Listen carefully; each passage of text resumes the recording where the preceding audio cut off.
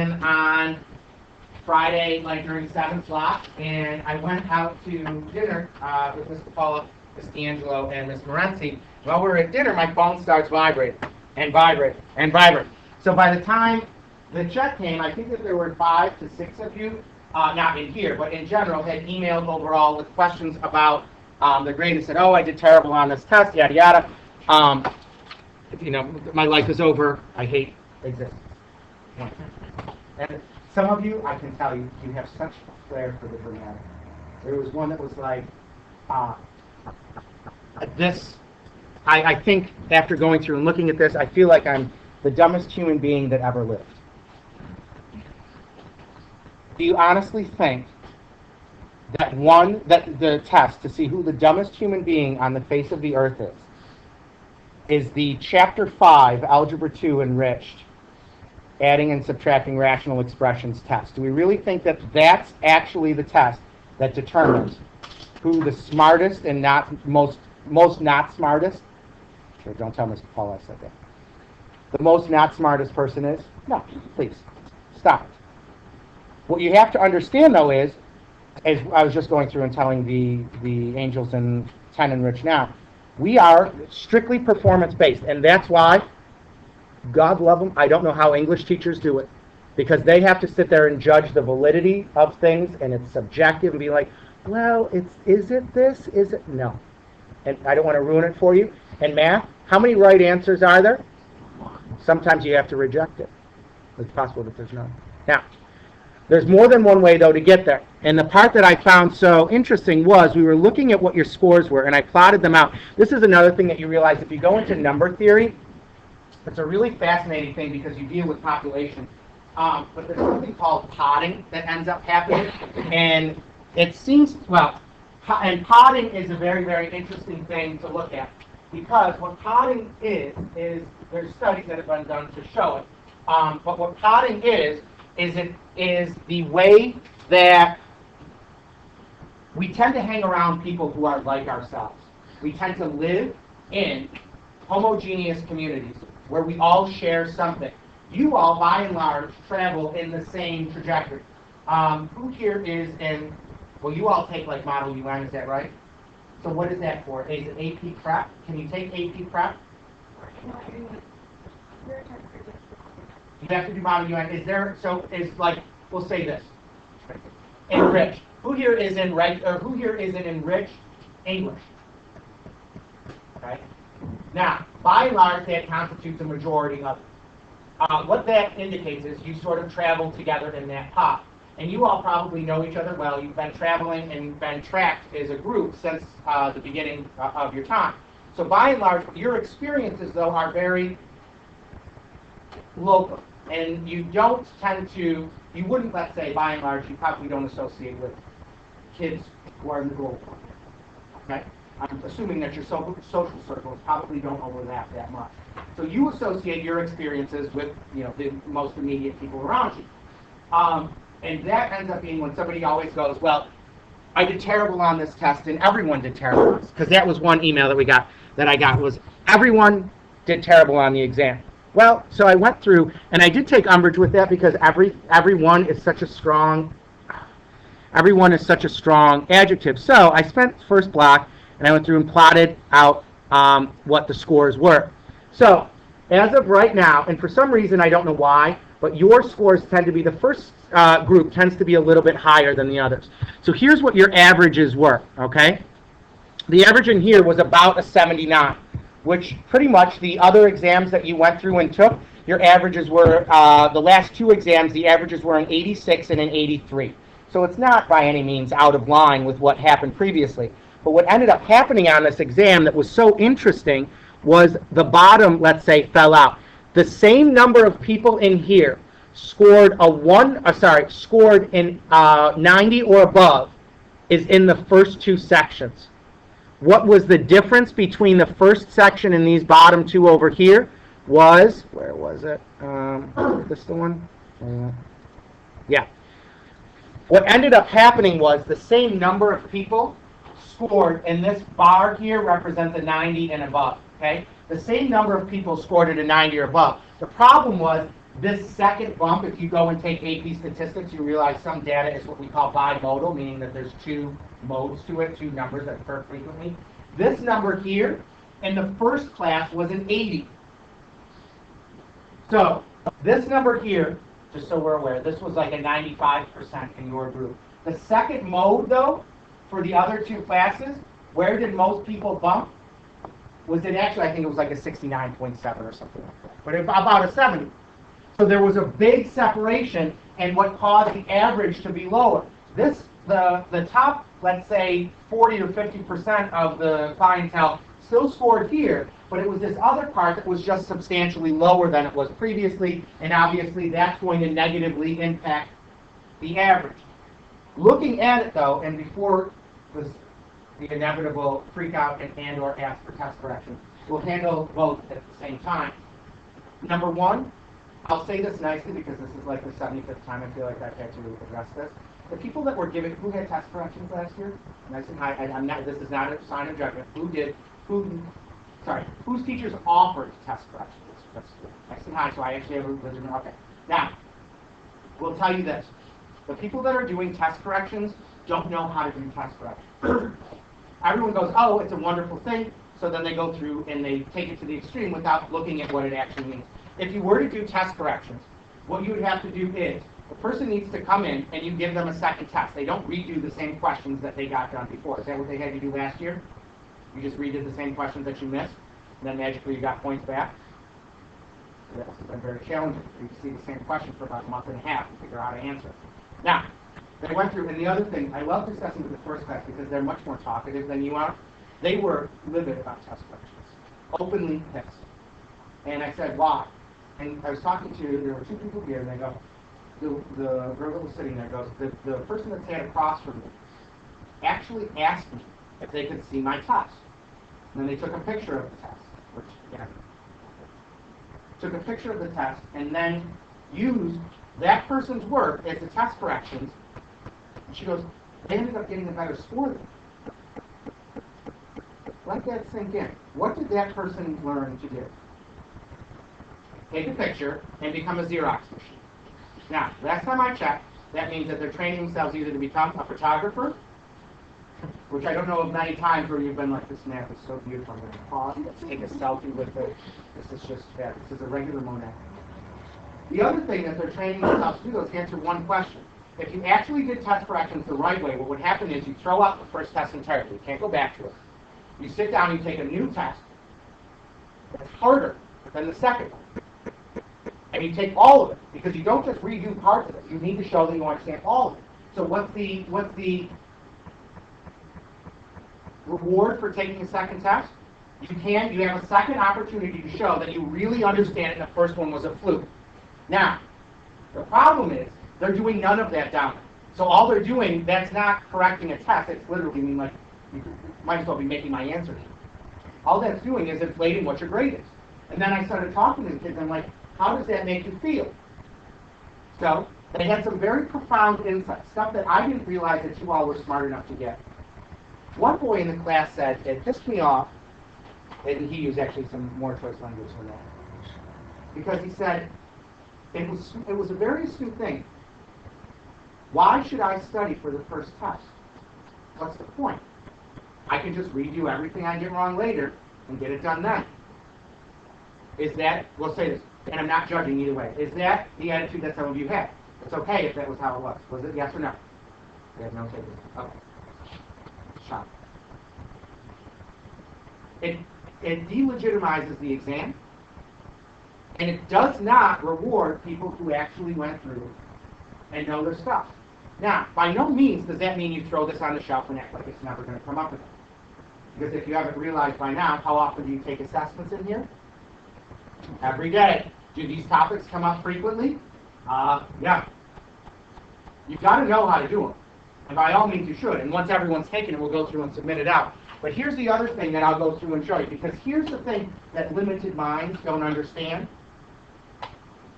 Look at the scores on the right. If those are the kids' 4 tests, what should that person's, if you were going to give them another test, what would you bet that they were going to score? Hands up, please, and give me an estimate. What do you think? That person on the right, what would you estimate that they're going to score? What would you say? Yeah, I'd say probably above an 85. What about the person on the right? Hands up, please, if you're going to go through and estimate what they're going to score. Probably below a 60. These are called outliers. Okay? They don't fit within 1.5 deviations of what the mean is, meaning they don't make sense.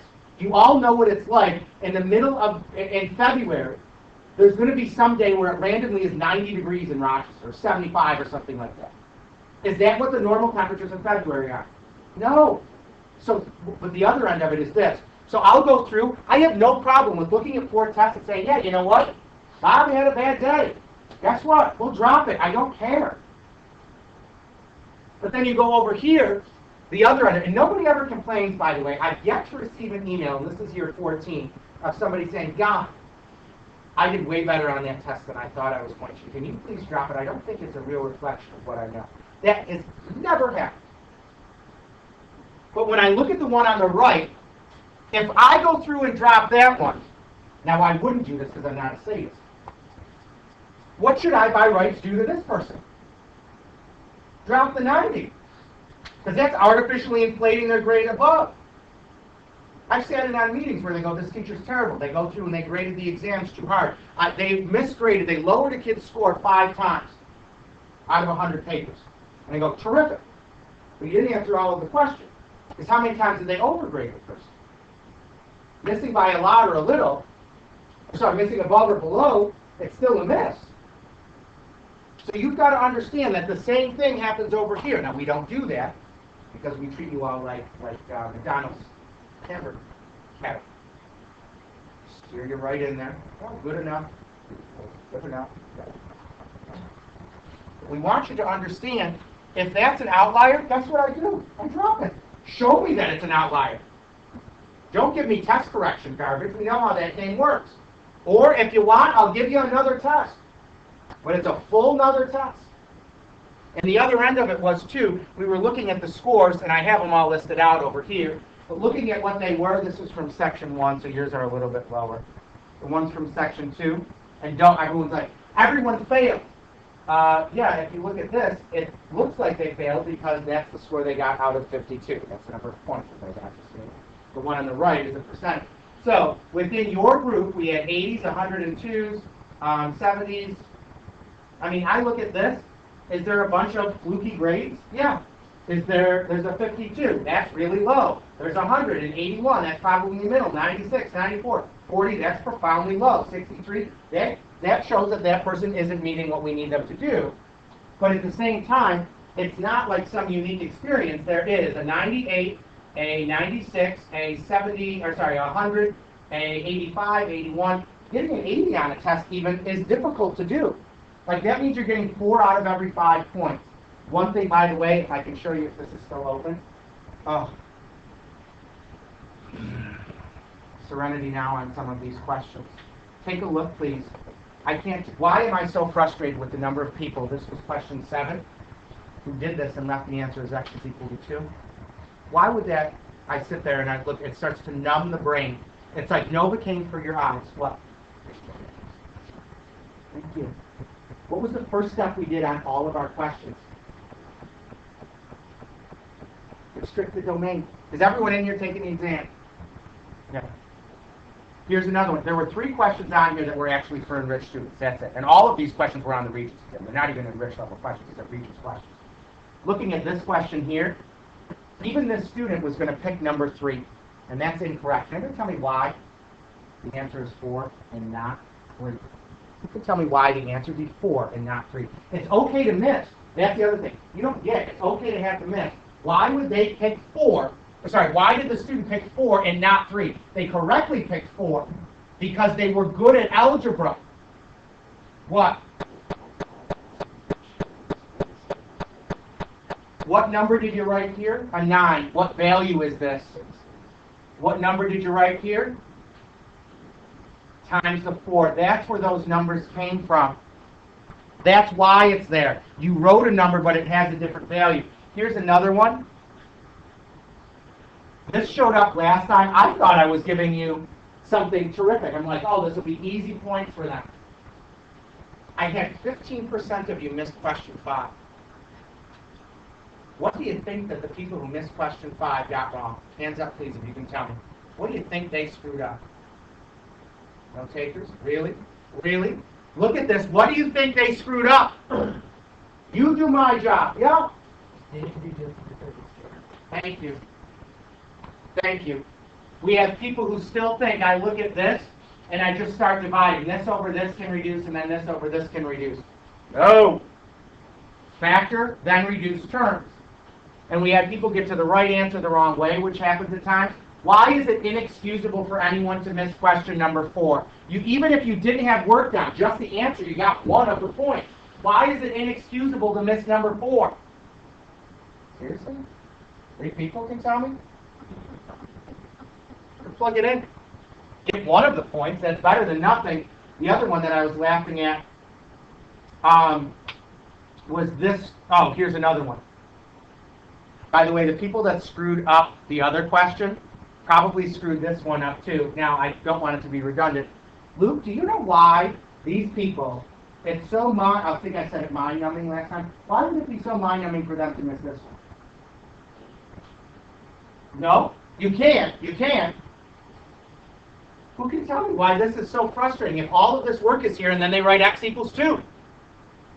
Why is that so frustrating for me? Which said x couldn't equal what? The first thing you did was say x can't equal 2. And you wrote it here. Remember I kept saying write it?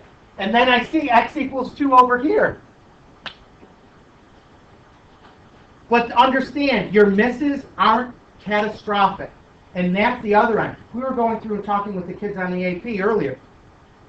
And there's somebody who got a 60. I'm going, you're not far off though. Like, why is it okay to leave that? And by the way, each of the questions, just so you're aware, each question was worth 2 points. Or sorry, was worth 4 points. I went according to the Regents' grading, which means if you did all of this work and rejected this, almost every case I gave you 2 points off, because that's what the Regents did. This question showed up as well. This was the actual one that's on there. So if you got that right, you would have earned 2 points on the last read. Okay? But I'm not, pulling these out of thin air as to where they were coming from. By and large, everyone pretty much got this wrong. This one was frustrating too. State the domain of restrictions on the given function. Is this the given function? Is this the given function? No. So I go over to here. Is this the given function? What values of x can we not get in the domain of this function and y? Hands up when you can tell me.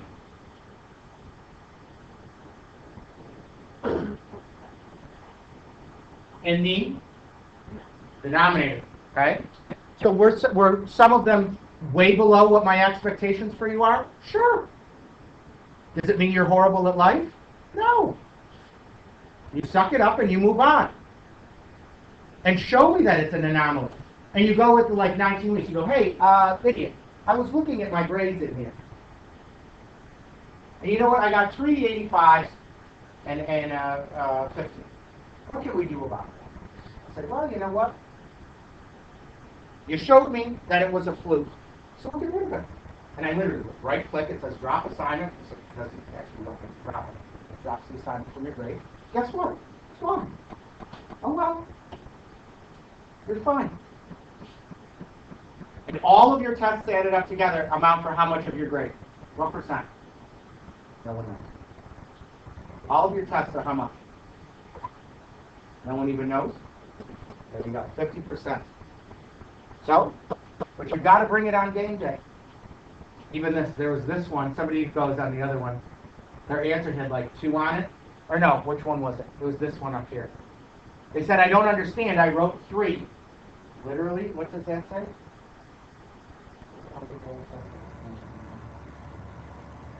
So, you'll get the partial. Don't freak out. Show me that it's not you. Show me that it was me. All right? Now, we've got a bunch of stuff we're going to burn through hopefully pretty quickly. Taking a look at what we have now, we've got, we're working with exponents. All of this, as you can see from your homework, is what I gave in Algebra 1. This is the Algebra 1 work. Product property of exponents tells me if I take x to the a power times x to the b power, that's equal to x to the a plus b power. There's like bases. You go through and add the exponents. Now, take a look at the next one. Let's take a look, please, at this one over here. Hands up, please, if you can tell me what you get when you take that product for the one on the right-hand side. Take a look at what's there. Let's slide across.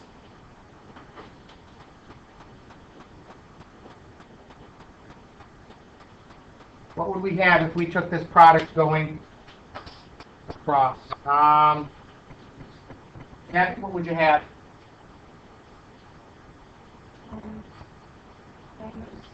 Nope. One on the right.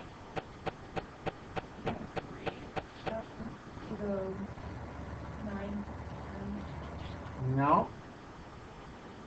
Who can tell me, please, what that's going to go to as we go across? What?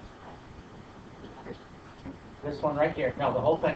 15 and 12 power and 9. There you go. If the power isn't filled in, how much is it? 1. Now, next one up, if there's division, so if it's x to the a over x to the b, we would go through and subtract them, so x to the a minus b power. Looking at what's there, look at the one on the right-hand side. Hands up, please, when you can tell me what the one on the right would become. Simplify that expression on the right-hand side. What would we have left? Robbie? 3x to... Nope. 3x to what power? Oh, 2. Mm-hmm. Keep going. I cubed b. Nope. There's z squared and z squared. What are you left with? What's 7 over 7? What's z squared over z squared? No.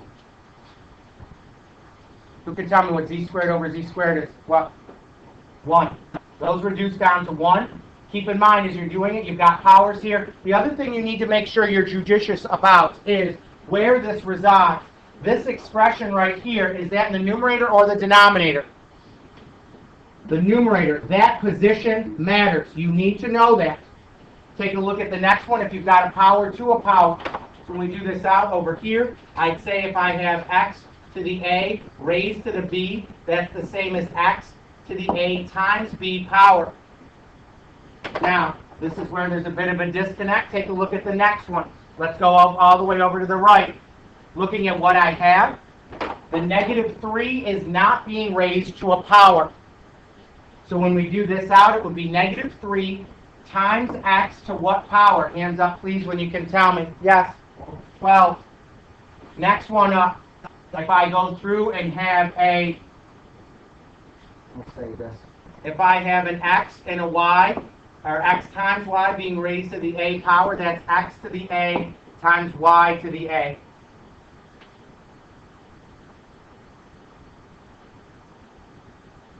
Now, looking at what we have going across, this is 2 times something. Let's handle the amount in parentheses. You should not need to go to your calculator for almost none of these computations today. This one we will at the end. Taking a look at what I've got, I need to take 3 to the 4th and then a to a power. But before I do that, you've got to be able to recognize what these powers are, because if you don't, you become handicapped by the calculator. Let's do this out together. Let's do this. Take your hand. I need you to stretch your fingers. We don't need any injuries. Now, let's work our way through. We're going to take 3 times 3. What's 3 times 3? 3 times 3 is 9. Times 3 again. What's 9 times 3? 27. Now, that means 1, 2, 3 times 3s. All right. So 3 3s is 27. Now I need to take that and multiply it by 3 again. Hands up, please, when you can tell me what 27 times 3 is going to give me. So this would be 81, a to the 12th power. Over here I've got times 4. Hands up, please, if you can tell me what 2b cubed being squared would result in. Robbie, what would that give you? Take 2b to the 3rd and then square. What would you have? That would be AB 8b. No. What's 2 squared? Oh, 4. 4. and then b cubed being squared would be how much? What's b to the third being squared going to give you? B to the sixth. Now, I need to multiply these together. So, Alex M., what do you get when you take 81 times 2? You get 162. So we've got 162, a to the 12th, times. Now I've got this. Ben, what is this going to simplify to? Now from here, I'm going to multiply them together. You can go to the calculator if you need to on this. Hands up, please, when you can tell me what this will condense down into.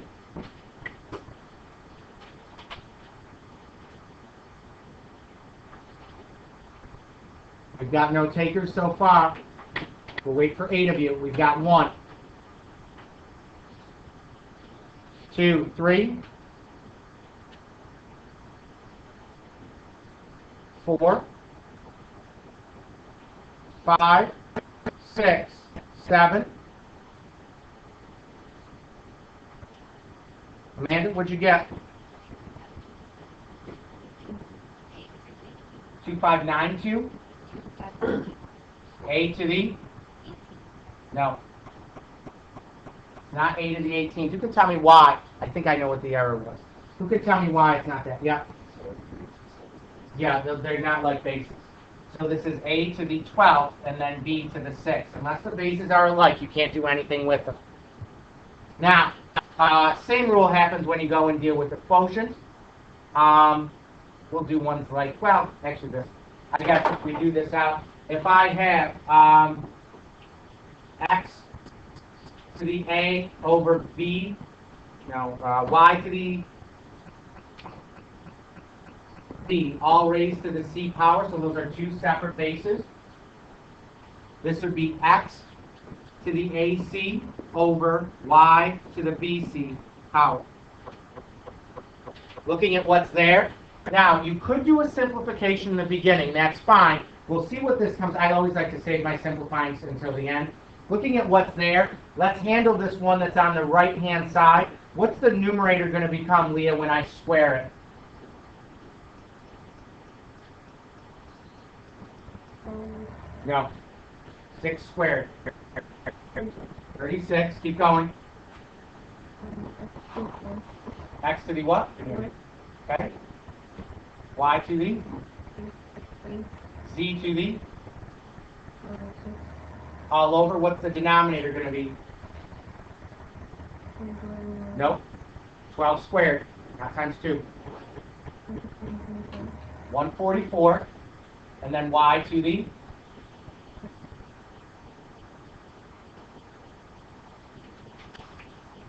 Now, we can go further. What reductions can we do from here? Alex V?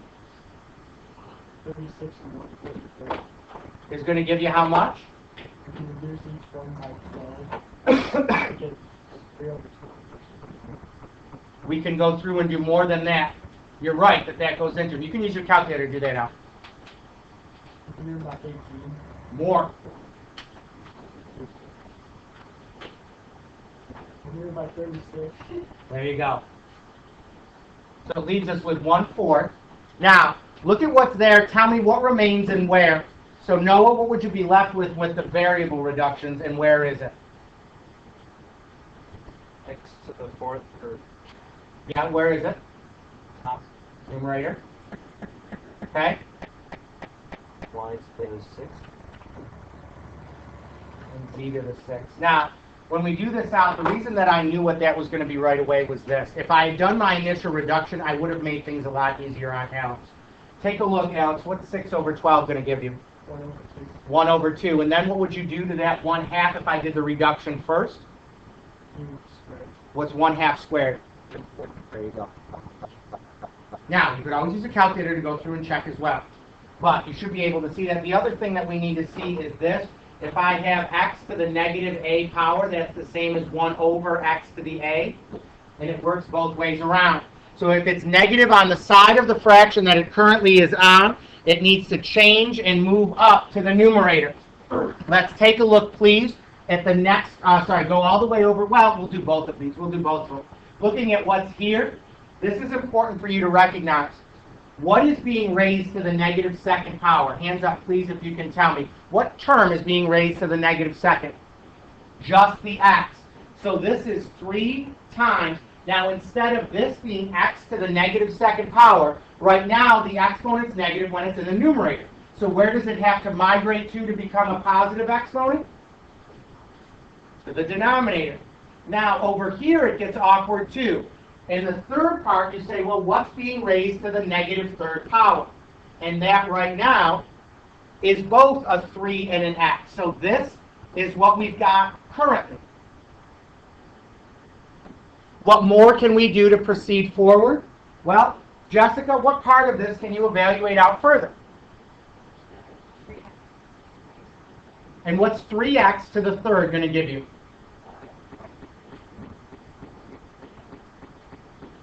Now, that's x to the third, and there's an x squared here, which means you've got an x to the fifth. What does that go through and simplify down into? Jaron, what would you say your final is going to be?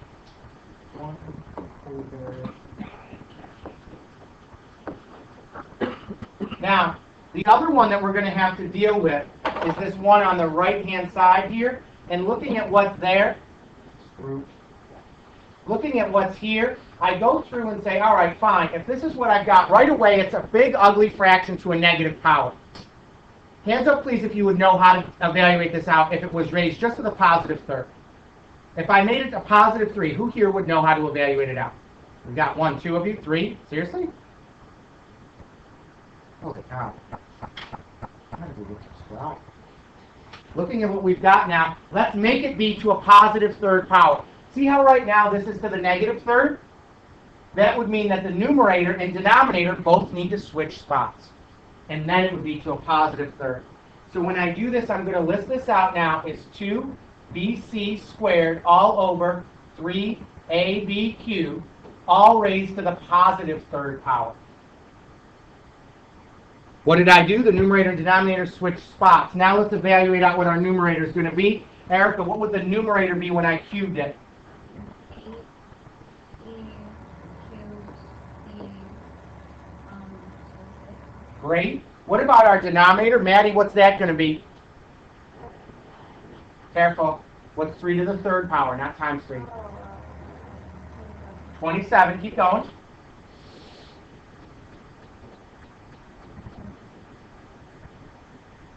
So, looking at what's there, there's really only one simplification. Jared, do you see it?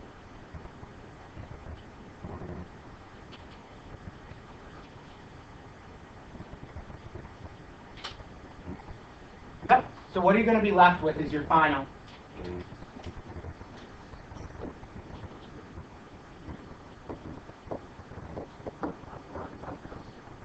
Eight over 27 doesn't reduce.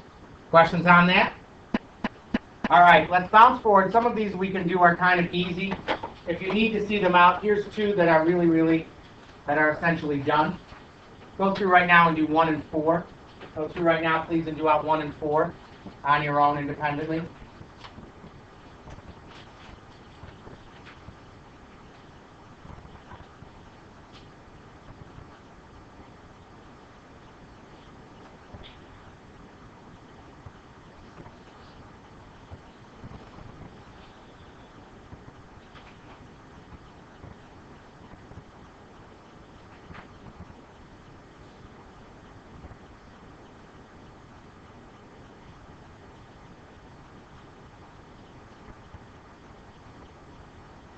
Looking at what's there, questions on those?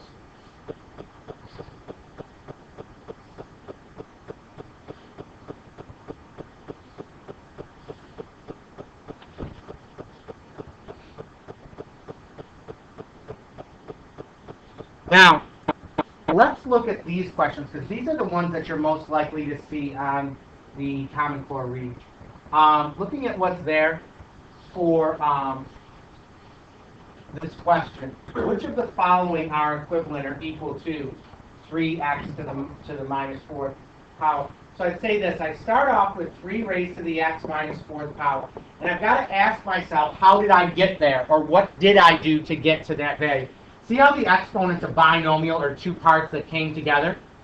And it's right now, it's an x and then a negative 4. how can I get those two pieces up into the exponent spot together? There's actually more than one way to do it. Yeah. You could view it as division. I always view things in terms of multiplication. What are the two exponents if, when I multiply these together, I got this? What would the exponents have to be?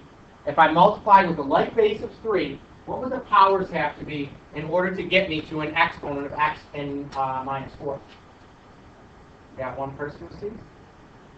Two? Take a look at there. What would your powers have to be in order for us to, when I multiply them, which means you go back and review if you don't know. We got one person, two of us.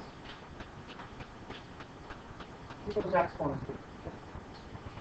3x. 3 raised to the x power times. Because what do you have to do between the exponents if there's multiplication with like bases? There you go. So we get to this point here. Those two would have to come together to make that. Is there questions on that? Now the second part of this then should be kind of easy because you're saying which of these is equivalent to this. So I broke this up. Is there more that you can do with any of what's here? Well, take a look. What more can you do to take it further? One person. Come on. As enriched students, we should see this. What can you evaluate out that's currently there? Yeah. What's 3 to the negative 4th power going to be? What's 3 to the 4th? 3 times 3? 9. Times 3 again? Times 3 again? What is it? 81. So these things are the same. Which answer choices are equivalent to what we gave? Who can tell me? Take a look at those. Which ones are equivalent? Just tell me one of them. But what's one that's equivalent? Yeah. What did you say? D is correct. What other one is equivalent to what we went through and said? Come on. Ela? B. They mean the same thing. Questions on that? Now, I guess we'll finish this. We're going to have to do, when do we see each other again? Tomorrow? Yeah. Remind me, we're going to have to really burn through stuff tomorrow fast because you guys took too long on this. We're going to have to go through because we need to get course recommendations done tomorrow. Looking at this, we've got 4 to the first times 4 to the 2x power. We need to go through and figure out which ones are equivalent to that. Now, the first thing I go through and do is figure out what operation could I do or what could I do to take this further. You tell me. You got like bases with multiplication. What would you say? What's one thing?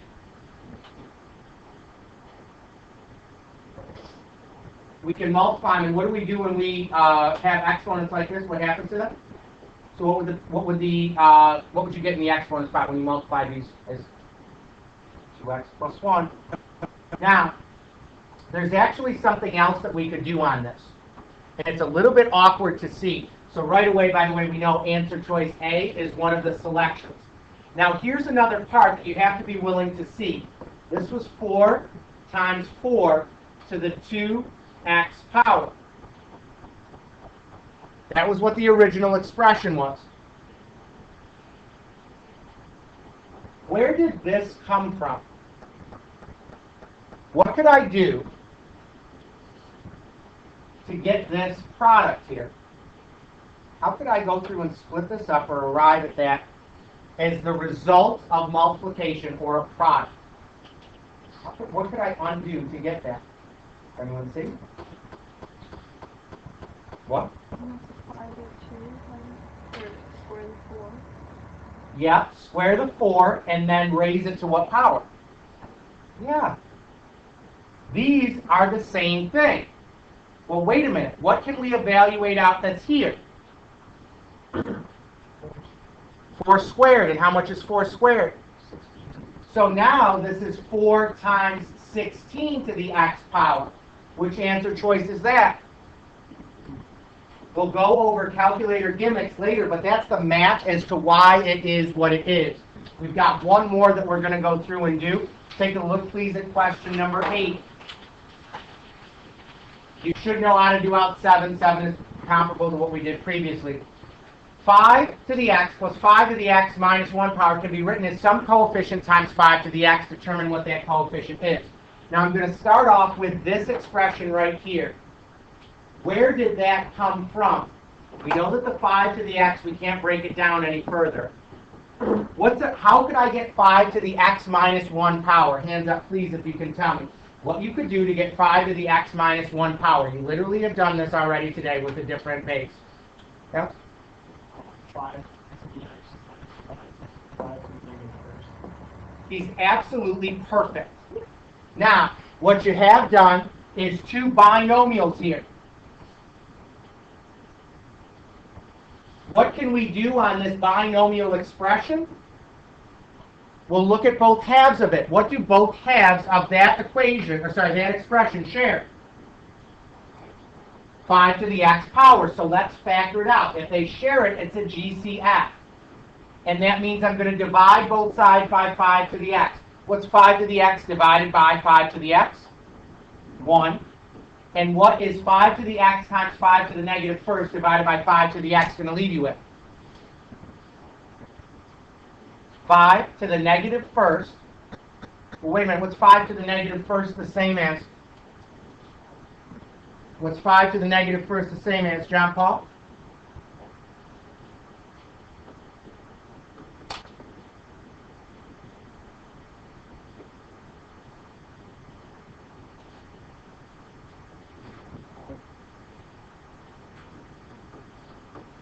What do I get if I have 1 and I add 1/5 to it? Hands up, please, if you can tell me what that is going to give me. What? 6 over 5. So this would be 6 over 5 times 5 to the x. What's the a value? 6 over 5. Separating that out is not easy to see, but you have to be able to do it. Know that for next time that we meet. Let's do this before we go. Do any of you have a study hall after this? Any of you have classes nearby after this? Okay. If you've got a class that's really nearby, come on up. If there's 3 or 4 of you, I'll give you your recommendation. We'll do the recommendation now if you want. Otherwise, we'll just table it till next time that we meet.